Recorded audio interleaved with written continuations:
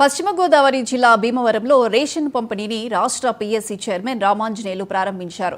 ఇంటింటికి రేషన్ పంపిణీ అందించడంలో వైసీపీ ప్రభుత్వం పూర్తిగా విఫలమైందని ఎమ్మెల్యే రామాంజనేయులు విమర్శించారు. అభివృద్ధి, సంక్షేమం రెండు కళ్లుగా భావించి రాష్ట్రాన్ని మరింత అభివృద్ధి దిశగా తీసుకువెళ్తున్నామని అన్నారు.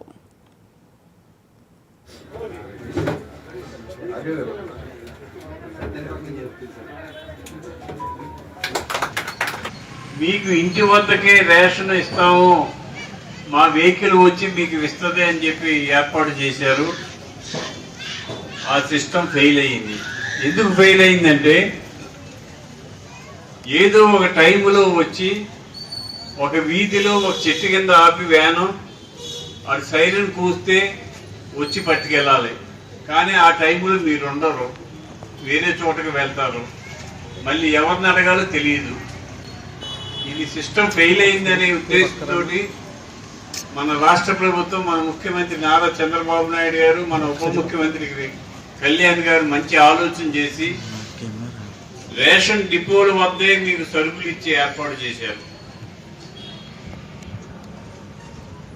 ఉదయం 8 గంటల నుంచి మధ్యాహ్నం 12 గంటల వరకు, సాయంత్రం 4 గంటల నుంచి రాత్రి 8 గంటల వరకు మీ రేషన్ డిపోల వద్ద ప్రతి నెల 1వ తారీఖు నుంచి 15వ తారీఖు వరకు కూడా ఇస్తారు.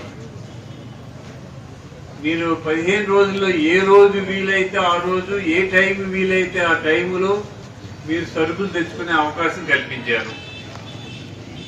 ఇది సరుకులు ఇచ్చే విషయంలో డీలర్ ఏదన్నా అవకతవకలు పాల్పడితే మీరు పై అధికారులకు తెలియజేసినట్లయితే వెంటనే వారి మీద చర్య తీసుకుంటాం. మీరు రాగానే సరుకు ఇవ్వాల్సిన బాధ్యత డీలర్ది. డీలర్ ఖచ్చితంగా మీరు వచ్చిన వెంటనే గౌరవంగా మీకు సరుకులు అందించే ఏర్పాటు చేయడం జరిగింది. దీనివలన మహిళలు ఎవరు కూడా ఇబ్బంది పడకోకుండా